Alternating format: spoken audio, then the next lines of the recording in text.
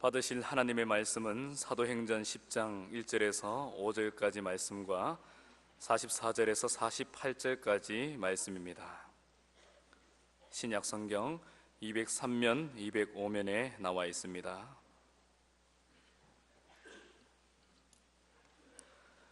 제가 봉독해 드리겠습니다. 가이사랴에 고넬료라 하는 사람이 있으니 이달리아 부대라 하는 군대의 백부장이라. 그가 경건하여 온 집안과 더불어 하나님을 경외하며 백성을 많이 구제하고 하나님께 항상 기도하더니 하루는 제9시쯤 되어 환상 중에 밝히 보매 하나님의 사자가 들어와 이르되 고넬료야 하니 고넬료가 주목하여 보고 두려워 이르되 주여 무슨 일이니이까? 천사가 이르되 내 기도와 구제가 하나님 앞에 상달되어 기억하신 바가 되었으니 네가 지금 사람들을 요바에 보내어 베드로라 하는 시몬을 청하라. 44절부터 읽겠습니다. 베드로가 이 말을 할 때에 성령이 말씀 듣는 모든 사람에게 내려오시니 베드로와 함께 온 할례 받은 신자들이 이방인들에게도 성령 부어 주심으로 말미암아 놀라니 이는 방언을 말하며 하나님 높임을 들음이러라. 이에 베드로가 이르되 이 사람들이 우리와 같이 성령을 받았으니 누가 능히 물로 세례 베품을 금하리요 하고 명하여 예수 그리스도의 이름으로 세례를 베풀라 하니라. 그들이 베드로에게 며칠 더 머물기를 청하니라. 아멘. 예수께서 부활 승천하신 후에 주님의 제자들은 예루살렘에 교회를 세워서 하나님 나라 확장 사역을 계속해 나가게 되었습니다. 제자들은 지난 3년 반 동안에 예수님으로부터 배운 것, 그리고 보혜사 성령께서 오셔서 저들 가운데 임재하시면서 가르쳐 주시고 인도하시는 것, 이런 것들을 통해서 멋진 교회, 이상적인 교회를 세워 나갔습니다.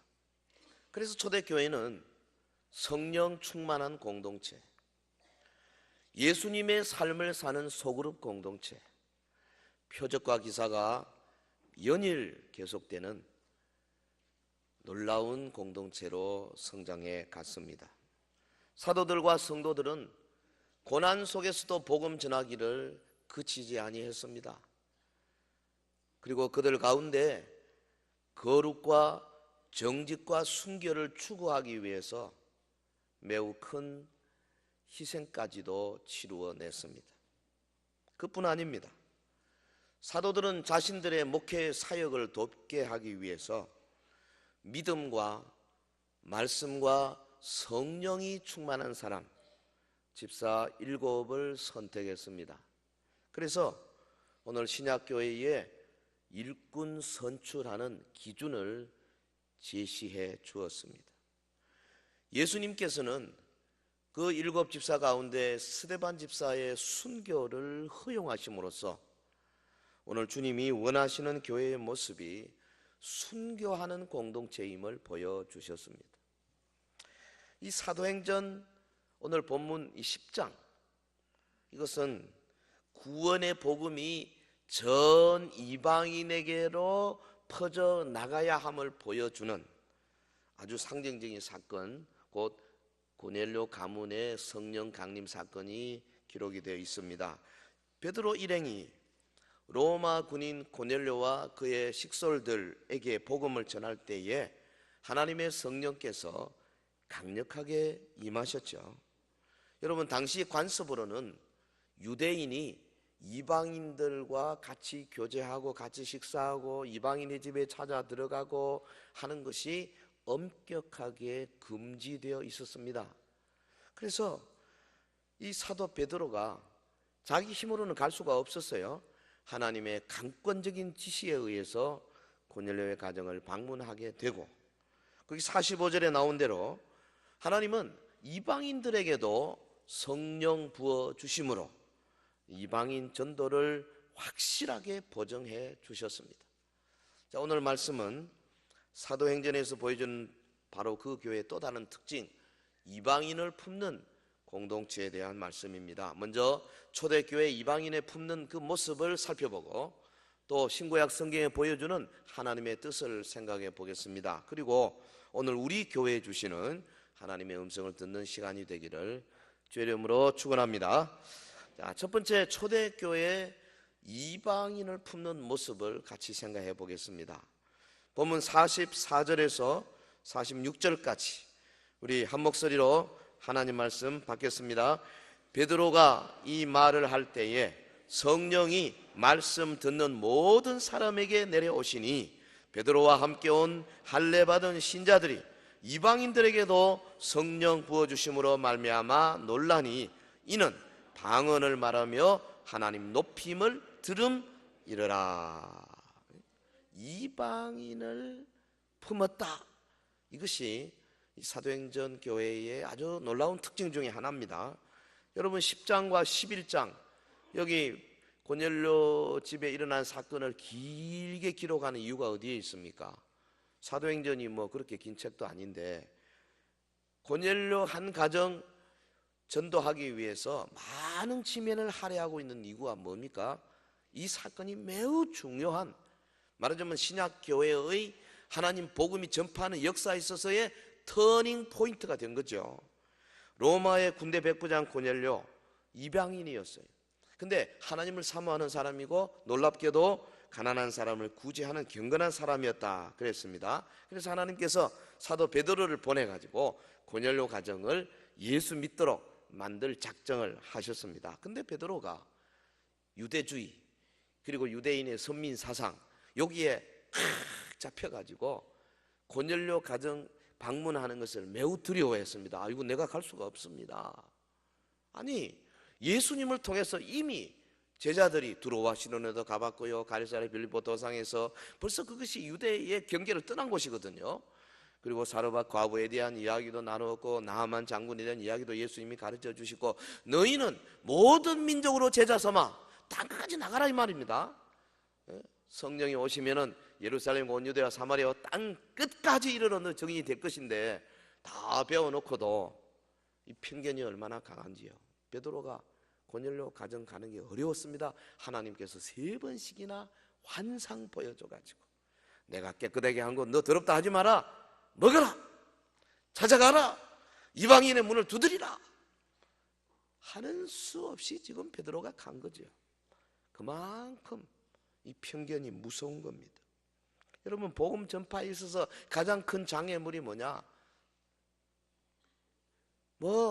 무슨 복음을 전하면 내가 핍박을 받고 복음을 전하면 나한테 어려움이 오고 이런 게 문제가 아니에요. 여러분 대로마 제국을 기독교 국교로 기독교화 만드는데 누가 제일 앞장섰습니까? 당시 최고 핍박 많이 받던 그 카타콤의 순교자들이 이 로마를 바꿔놓은 거 아니겠어요? 그러니까 사실은 상황이 어렵다고 하는 것이 복음 전도의 장애물이 될 수가 없어요. 뭐가 문제냐? 전도자의 마음 자세가 문제지요. 아이고 저 사람은 전 구원받는 사람 못돼. 저 사람은 아이고 저런 거한테는 복음 전할 수 없어. 전 내가 전해봐야 100점 100패야. 내가 틀림없이 친구 간에 의리가 끊어질 거야. 지레 그냥 내가 편견을 가지고 보는 겁니다. 도대체 여러분 하나님께서 복음의 은혜로부터 소외시킨 사람이 누굽니까? 하나님이 저 사람이 복음 전하지 말라고 지정해 놓은 사람이 누구냐고요? 없습니다. 하나님은 디모데전서 2장 4절에 분명히 말했습니다. 모든 사람이 구원받기를 원하시는 줄 믿습니다. 거기에 흑인 백인 구별이 없어요. 황인 구별이 없어요. 배운 사람 못 배운 사람 혹은 상전 노예 구별이 없습니다. 남녀노소 동서 고금 다 우리 주님은 구원받기를 원하시는 분이세요. 근데 사도 베드로는 3번씩이나 환상 보고 나서 겨우 그 편견을, 그것도 완전하지는 못하죠, 약간 깨고 이제 갈 수가 있었어요. 도착했습니다. 그곳에 고넬료의 모든 식구들이 다 모여 있었습니다. 하나님의 말씀을 전했습니다. 그랬더니 놀랍게도 거기 44절에 베드로가 이 말을 할 때에 말도 아직 안 끝났습니다. 설교가 안 끝날 때입니다. 성령이 말씀 듣는 모든 사람에게 내려오시니 그랬어요. 그래서 베드로가 저들에게 세례를 주었다 그랬어요. 이때부터 초대교회에 굳게 닫혔던 문이 열려지게 되고 마침내 교회의 이방인을 받아들이는 놀라운 변화가 일어나기 시작했습니다. 자, 사랑하는 성도 여러분, 초대교회는 당시 이 높은 편견의 벽을 뛰어넘어서 이제 이방인을 품는 공동체의 모습을 띠기 시작했습니다. 초대교회 대표적인 교회가 어디입니까? 저 수리아의 안디옥 교회 아닙니까? 안디옥 교회는 소수의 유대인들이 있었지만 많은 이방인들이 모여왔습니다. 그래서 아예 처음부터 이방인 교회가 됐어요. 다양한 인물로 구성이 되었습니다.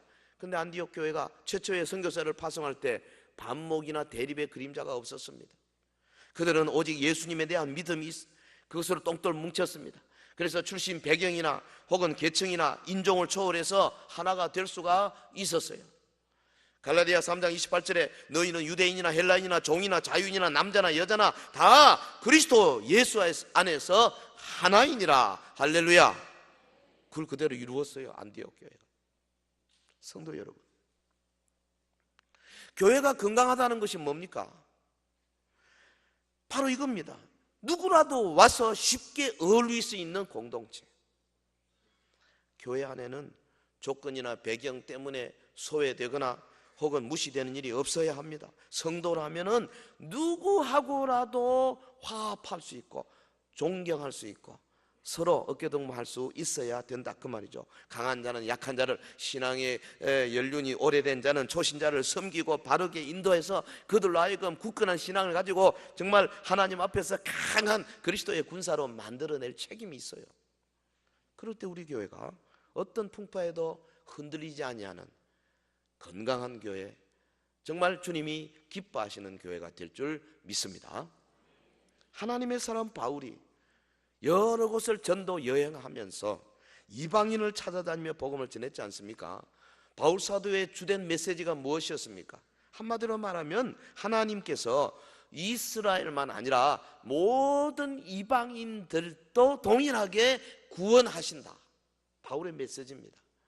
여러분, 그가 1차, 2차, 3차 전도 여행을 하면서 주로 이방인을 찾아다니면서 복음을 전했더니 유대에서부터 쫓아온 사람들이 바울이라는 저 친구는 그냥 둘 수 없다.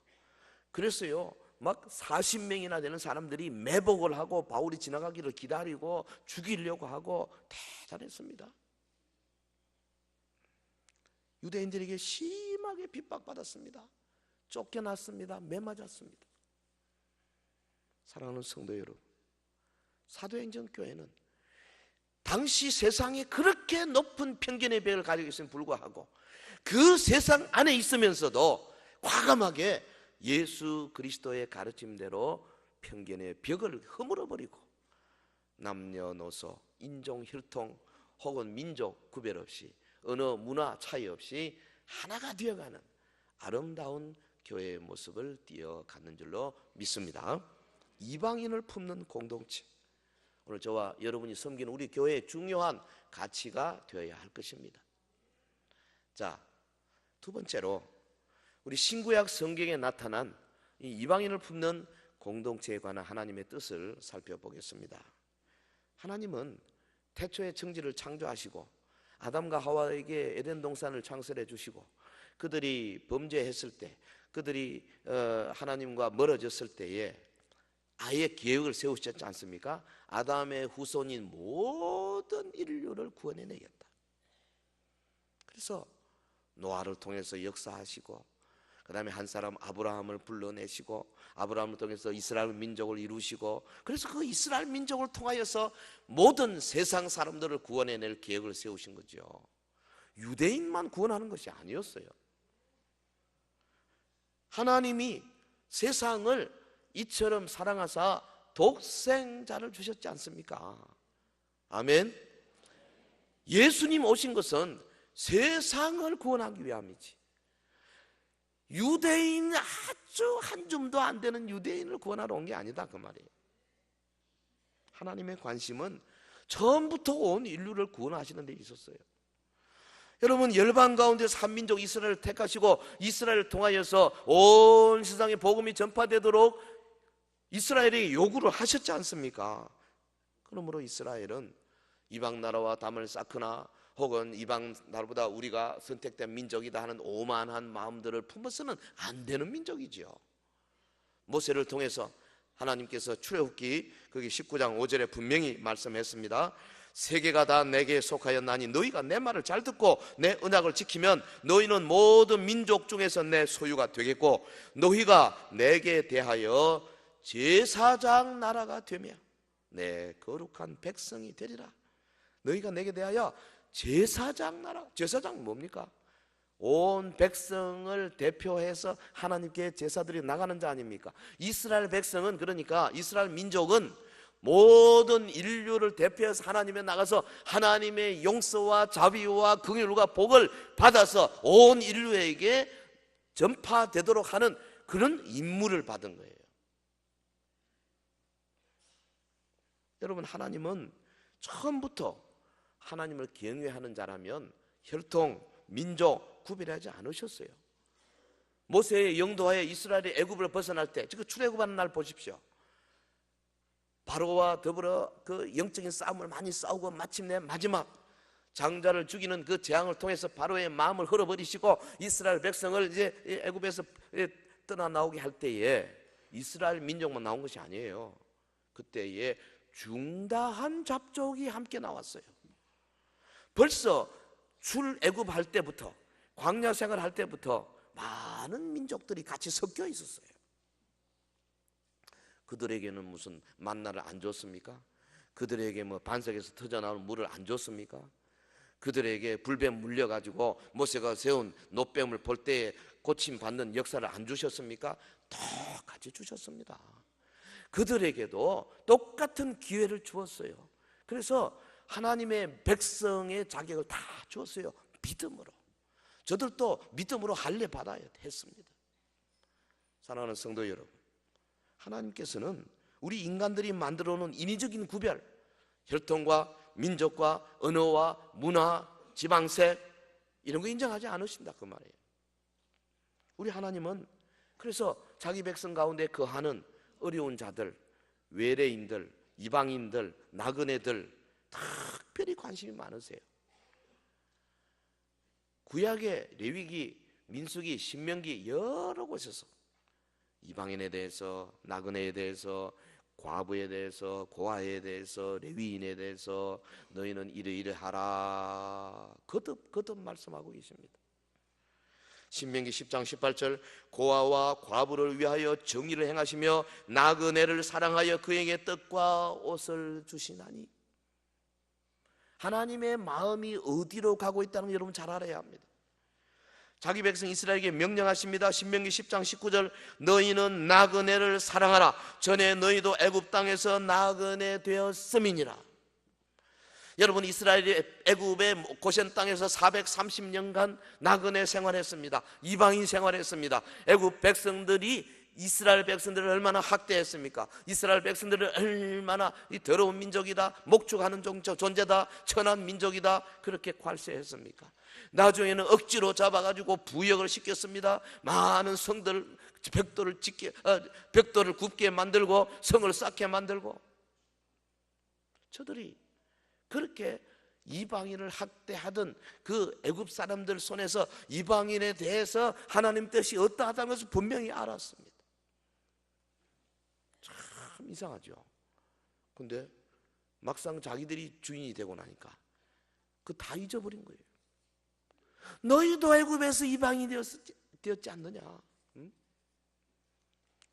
하나님은 이스라엘 백성들에게 그래서 그 이방인들이나 나그네 혹은 고아와 과부들에게 구체적으로 어떻게 실천해야 할 것인가를 명령까지 하셨어요. 신명기 14장 28절에 매 3년 끝에 그 해 소산의 10분의 1을 다 내어 내 성읍에 저축하여 너희 중에 분깃이나 기업이 없는 레위인과 내 성중에 거류하는 객과 및 고아와 과부들이 와서 먹고 배부르게 하라. 그리하면 내 하나님 여호와께서 내 손으로 하는 범사에 내게 복을 주시리라. 여러분, 복 받는 비결입니다. 우리가 어떻게 복을 받을 것이냐. 여기 신명기 14장에 보면 매 3년 끝에 그 해 소산의 10분의 1을 다 내라 그랬어요. 요 앞에도 구절이 있습니다만 이 10분의 1이라는 것은 사실은 이스라엘 백성들이 10분의 1을 일단 먼저 내서 이 성전에 바치죠. 그래서 그 10분의 이스라엘 11지파가 내는 10분의 1, 11조를 가지고 레위인을 먹여 살리고 제사장들을 먹여 살리고 성전을 운영하도록 했어요. 그 다음에 그 10분의 1 빼고 나머지 10분의 9에 또 10분의 1을 내도록 했습니다. 그것은 뭘 쓰느냐? 이제 매 3년마다 저축했다가 그거 가지고 본문에 보면 분깃이 없는 사람, 레위인, 그 다음에 객, 나그네죠, 고아, 과부 이런 사람들을 먹여 구제하라 그 말이죠. 그러면 3년째 거는 그렇게 하고 그럼 1년, 2년째 거는 어떻게 하느냐? 그거 가지고는 이제 유월절, 오순절 혹은 무교절, 뭐 수장절, 나팔절 이런 절기들을 지키는 데 사용해라. 그래서 사실은 저들은 10분의 1, 11조 내고 그 다음에 10분의 9에 10분의 1 거의 10분의 2 정도를 내야만 했어요. 근데 그거 보면 오늘 신약은 오히려 그보다 더 못하는 것 같아요. 사실 우리 신약은 모든 것이 다 하나님의 것이고 모든 것이 다 이렇게 말하면서도 10분의 1도 잘 못 내잖아요. 하나님께서요 그 백성들이 내는 그것을 가지고 레위인을 먹여 살리라, 객과 고아와 과부를 먹여 살리라. 레위인은 이 경우는 풀타임 하는 하나님 일 사역하는 요즘 같으면 교역자를 의미한다고 봅니다. 그렇게 해서 하나님의 정의를 이루어 간 거죠. 성도 여러분, 하나님은 우리가 절기를 지킬 때에 한 도시에 거주하는 나그네와 함께 기뻐해라 그랬어요. 신명기 16장 14절 절기를 지킬 때에는 너와 내 자녀와 노비와 내 성중에 거주하는 레위인과 객과 고아와 과부가 함께 즐거워하되, 여기도 또 고아, 과부, 객, 레위인 같이 나왔어요. 뿐 아닙니다. 시편 기자와 선지자를 통해서도 이방인을 보호하시는 하나님의 뜻을 명확히 보여주십니다. 시편 146편 9절에 보면 여호와께서 나그네들을 보호하시며 고아와 과부를 붙드시고, 예레미야 7장 5절에 너희가 만일 길과 행위를 참으로 바르게 하여 이웃들 사이에 정의를 행하며 이방인과 고아와 과부를 압제하지 아니하며 내가 너희를 이곳에 살게 하리니 곧 너희 조상에게 영원 무궁토록 준 땅이니라. 여러분요, 이 하나님의 뜻은 지금 가나안 땅에 거하는 이방인들을 압제하지 아니하고 이방인들을 소수민족이라고 괄시하지 아니하고 그들을 붙들고 함께 어울려 살도록 하면 하나님께서 이스라엘 백성들을 영원토록 그곳에 살게 하겠다, 그렇게 말씀하죠. 이거 뭐 구약이 이야기고 신약은 관계없느냐?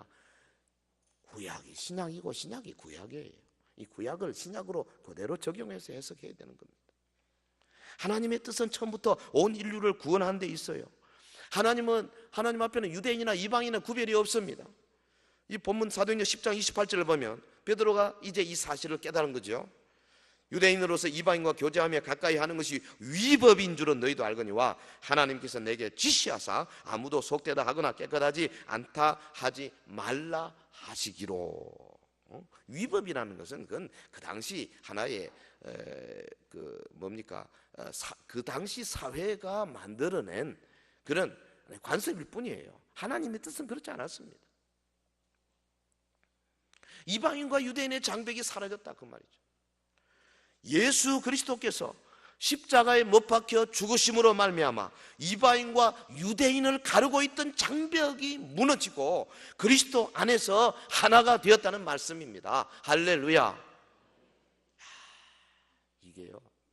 이게 지금 우리는 뭐 별거 아닌 것 같지만 당시 2000년 전에 그 엄격한 사회에서는 폭탄적인 선언이었어요. 실로 예수님의 십자가가 유대인과 이방인을 가르고 있던 그 모든 장벽을 무너뜨리지 않습니까? 그래서 더 이상 유대인만의 하나님이 아니고 유대인만이 구원받는 것이 아니라 이 땅의 모든 사람들이 하나님의 백성이 되고 구원의 대상이 되었다는 거예요. 예수 그리스도의 십자가가 이 땅에 서기 전에는 여러분, 사람들은 혈통에 따라서, 지역에 따라서, 언어에 따라서, 그리고 문화에 따라서 각기 뛰어넘을 수 없는 담을 쌓고 그 담 안에 갇혀 살았어요. 예를 들면 우리가 이조 시대에 보면 양반 상놈 엄격한 구분이 있잖아요. 이 못 뛰어넘어요. 그래가지고 양상의 구별이 너무나, 반상의 구별이 너무나 분명했어. 아버지를 아버지라 부르지 못하고, 홍길동이 그랬잖아요.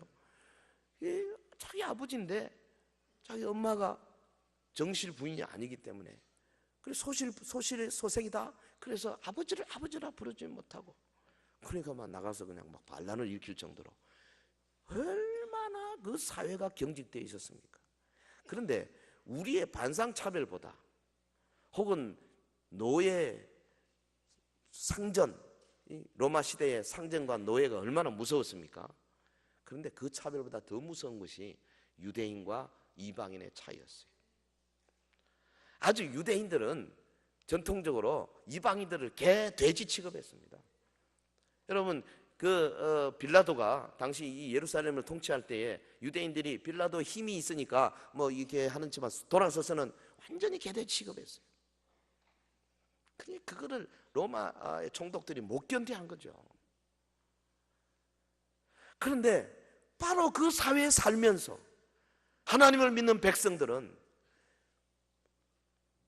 자기들이 모이는 모임 바깥에 나가면 여전히 그 어마어마한 벽이 높이 있는데도 불구하고 안에 들어오면은 그 장벽이 완전히 사라지고 유대인과 이방인들이 한 형제 자매가 되어서 같이 교제하고 같이 식사하고 같이 은혜를 나눈다, 그 말이죠. 할렐루야. 이거는 엄청난 혁명입니다. 생각해 보십시오. 자기 집에 가면 상전이고 노예입니다. 노예, 마음껏 팔아먹을 수도 있으면, 노예가 결혼하고 애 낳으면 그것도 주인 겁니다. 그런데 그 노예와 상전이 교회에 딱 왔습니다. 같은 자리에 앉습니다. 같이 예배 드립니다. 어떤 경우는 노예가, 자기 집의 노예가 상전보다 교회에서 더 중요한 직책을 맡을 수도 있습니다. 밖에 나가면 철저하게 상전과 노예지만 안에 들어오면 그러한 어마어마한 혁명적인 변화가 그들에게 임하게 된 거예요. 누구로 말미암아? 예수 그리스도의 피 묻은 십자가로 말미암아. 할렐루야. 그래서 예수 믿는 사람들은 비록 혈통이 다르고 언어가 다르고 문화가 달라도 모두 한 가족 한 식구처럼 서로를 인정하며 사랑할 수가 있게 된 거예요. 사도 바울이 이 위대한 진리를 에베소 교회에 보낸 편지 속에 분명하게 보여주었습니다. 에베소 2장 11절에 그러므로 생각하라. 너희는 그때의 육체로는 이방인이요 손으로 육체에 행한 할례를 받은 무리라 칭하는 자들로부터 할례를 받지 않은 무리라 칭함을 받은 자들이라. 할례 받은 무리로부터 너는 무할례자다 이렇게 칭함을 받은 자들이라는 거예요. 그때 너희는 그리스도 밖에 있었고 이스라엘 나라 밖에 사람이라 약속의 언약들에 대한 외인이요 세상에서 소망이 없고 하나님도 없는 자였다. 그때 너희는 소망이 없는 자였다. 약속 바깥에 있는 자였다. 외인이었다. 이방인이었다. 그런데 14절 13절 이제는 전에 멀리 있던 너희가 그리스도 예수 안에서 그리스도의 피로 가까워졌느니라. 할렐루야. 여러분, 에베소 교회 보낸 편, 에베소 교회가 대부분 이방인 교회 아닙니까? 그들에게 하는 말이 이제는 그리스도 예수 안에서 그리스도의 피로 가까워졌다. 놀라운 은혜의 말씀입니다.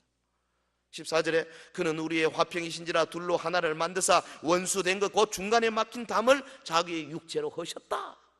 15절 법 조문으로 된 계명의 율법을 폐하셨으니 이는 이 둘로 자기 안에서 한 세 사람을 지어 화평하게 하시고 또 십자가로 이 둘을 한 몸으로 하나님과 화목하게 하려 하심이라.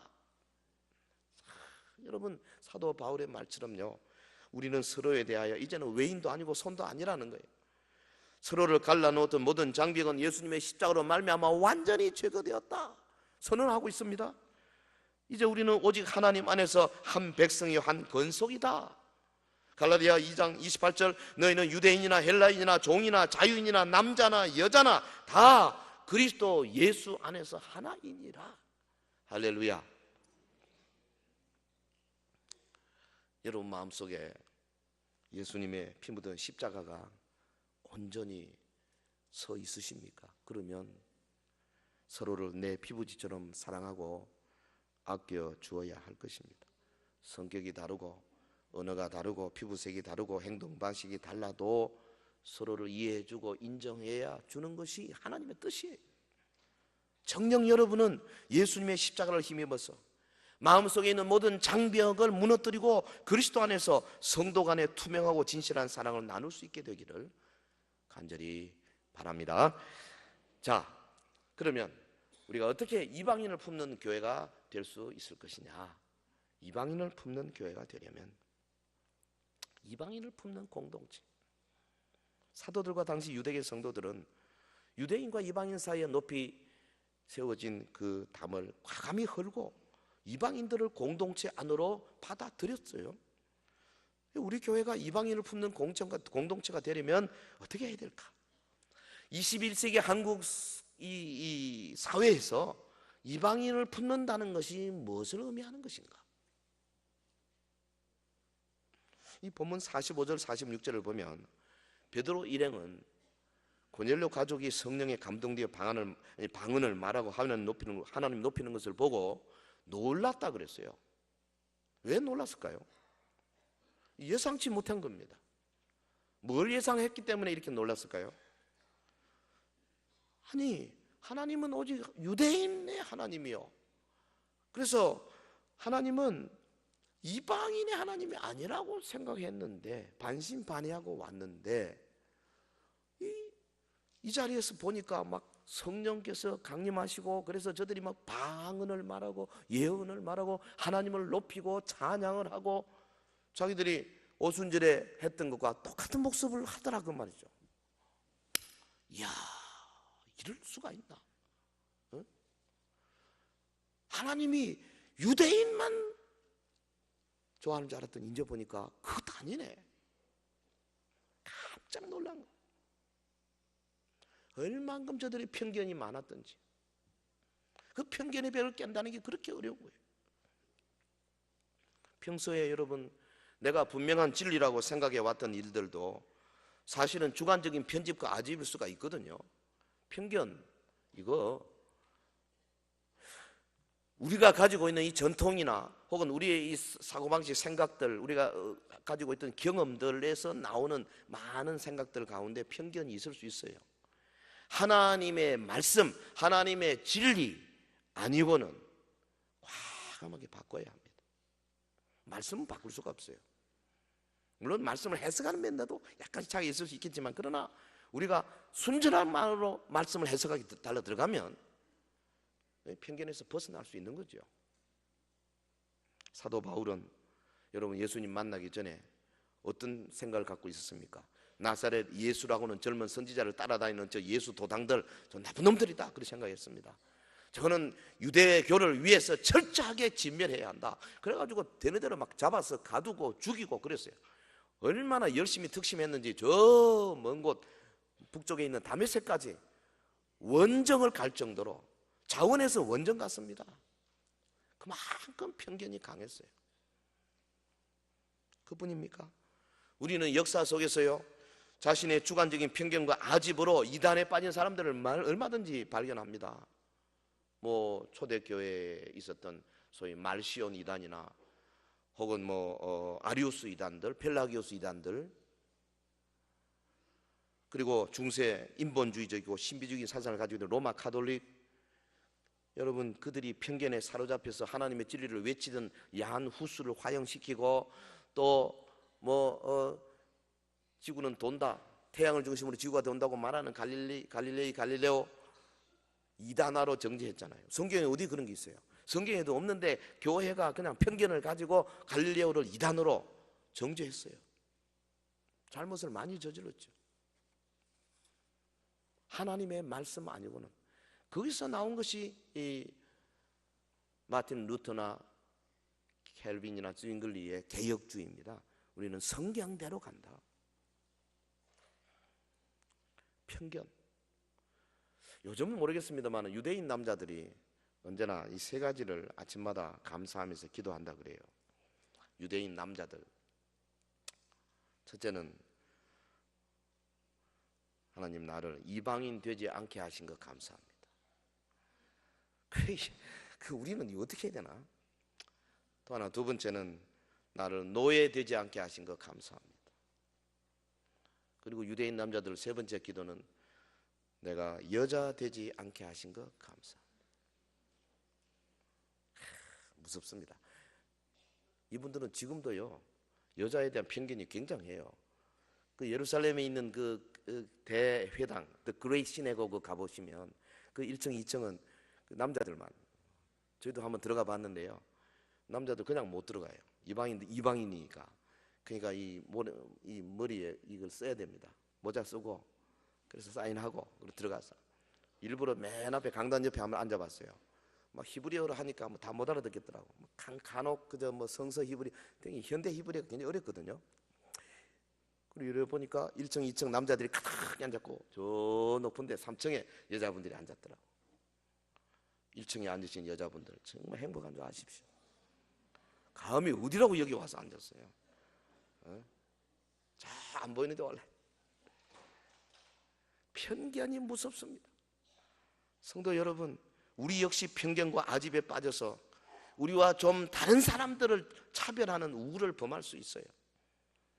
성경에 분명히 나타나 있는 하나님의 뜻에 우리가 정말 철저히 순종해야 되는데, 여러분 우리 주변에 어떤 뭐 외국인들 한 번 더 들어와 앉아 있으면 참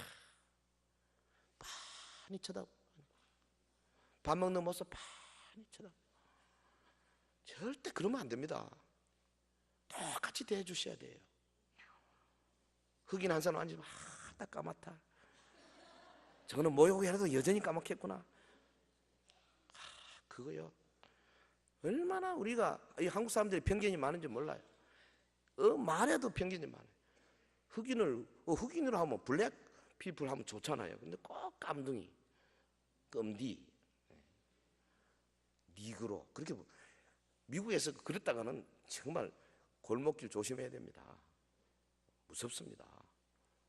우리 보고 옐로우 하면 기분 좋겠어요? 기분 나쁘지. 그래서 우리는 코리안 아메리칸, 에이시안 이렇게 말하죠. 요즘은 아프리칸 아메리칸, 아프리카에서 온 미국 사람 이렇게 말합니다. 우리 속에 언어 가운데 편견이 많아요. 여러분, 차별하지 아니하시고 구별하지 아니하시는 주님의 마음을 온전히 이어받아서 실천에 옮겨야 되는 거예요. 할렐루야. 다문화 가정 우리 교회 가끔씩 이렇게 오시잖아요. 잘 이렇게 동화가 잘 어려운 것 같아요. 그래서 우리가 어떻게 하면 하나의 구역을 만들려고 그럽니다. 그런데 온 성도들이요 정말 똑같은 마음으로 오히려 더 친절하게 대해 주셔야 돼요. 뭐 이상하게 동물에는 뭐 구경 절대 그러면 안 됩니다. 마음속에 아주 철저하게 자기를 쳐서 복종시켜야 돼요. 나와 다른 사람, 예를 들어서 뭐 지체장애인들 혹은 정신장애인들, 발달장애인들 혹은 뭐 자폐증 환자들, 하나님이 귀하게 여기는 영혼이거든요. 똑같이 대하셔야 돼요. 이래 쳐다보면서 옆에 가기를 꺼려하고 자기 자녀를 같이 같은 반에 있기를 꺼려하고, 이 우리 속에 다 있어요. 이거 완전히 없애야 돼요. 믿으시면 아멘 합시다. 나부터 먼저 우리 교회를 찾아오는 또 다른 문화권에 있는 사람들을 온 마음으로 환영하는 마음을 가져야 하겠습니다. 나부터 먼저 우리 주위의 조선족이나 이주 노동자들이나 탈북자들을 편견 없이 영접하는 아량을 키워야 되겠습니다. 나부터 먼저 우리 주변에 소외된 이웃들을 향하여서 예수님의 심장으로 사랑의 팔을 내밀어는 그런 성도가 돼야 이 십자가를 가슴에 품은 사람이라고 말할 수 있다 그 말이죠. 여러분, 한국 교회는요 사도행전처럼 이방인을 품는 공동체로 더욱 성숙해야 합니다. 한국 교회가 진정으로 복받는 비결이 어디인 줄 아십니까? 오늘 성경 말씀에 분명히 말하고 있습니다. 우리와 다른 사람들, 우리와 다른 체질의 사람들, 다른 언어와 피부색과 습관이 다른 문화권에 있는 사람들을 이해하고 품고 사랑하고 받아들이는 거, 이 한국 교회를 복받게 하는 길이에요. 이를 위해서 먼저 우리 교단과 교파 간의 그 벽을 허무는 일에 힘써야 합니다. 적어도 사도신경을 고백하는 교단 정도 되면 우리와 똑같은 복음주의적인 신앙 교단님이 되면 뭐 성경 어느 부분에 약간씩 다를 수 있죠. 무슨 전천년설을 주장하고 뭐 주장 그럴 수 있습니다. 혹은 뭐 완전 성화설을 주장하고 혹은 뭐 조금씩 다를 수 있어요. 구원론이나 기독론이나 조금씩 다를 수 있습니다만은, 그러나 살아계신 예수님 믿고 우리 다 천국 갈 수 있는 사람 같으면 뭐 그렇게 차별하는 거 좋지 않은 거죠. 여러분, 우리 교단만 하더라도요, 강단에 잘 안 세웠어요. 강단 교류 못하게 그동안 하다가 그래도 참 하나님 은혜로 이제는 당회장의 재량에 의해서 강단 하도록 그렇게 했지 않습니까? 그거 얼마 안 됐어요. 특히 우리 안에 있는 지방색, 영남, 호남, 중부, 또 뭐 북한에서 내려온 사람들, 이런 차별, 구별. 그래서 지금 우리가 영남 지방 사람으로서 걸핏하면 뭐 호남 사람들은 어쩌니 저쩌니 그래 몽뚱그려서 말할 수 있는 것이 사실은 아니에요. 물론 그런 하나의 현상은 있겠지만은 조심해야 합니다. 이대구 성시화에서 운동본부에서 우리 저쪽 호남 사람들과 함께 성시화 연합하는 운동을 벌써 몇 년째 하고 있어. 저도 한 2년에 걸쳐서 그 한번 전체를 주관해 봤는데요. 뭐 섬진강에서 그다음에 광주에서 이렇게 하면서 느낀 거는 조금씩 다른 게 있구나. 분위기는 첫째 다른 게 뭐냐면 사투리가 완전히 다르니까 서울 사람하고는 약간 중간쯤 되는데 이거는 완전히 극과 극이에요. 그래서 차이가 좀 있습니다만은, 그러나 그들도 똑같이 그리스도 안에서 하나 아니에요. 아니, 이방인과 유대인과의 이 차이도 지금 허무는 판인데 똑같이 한국말 쓰고 똑같이 한글 쓰고 똑같이 김치 먹고 똑같이 된장국 좋아하는데 뭐가 하나가 안 되겠어요.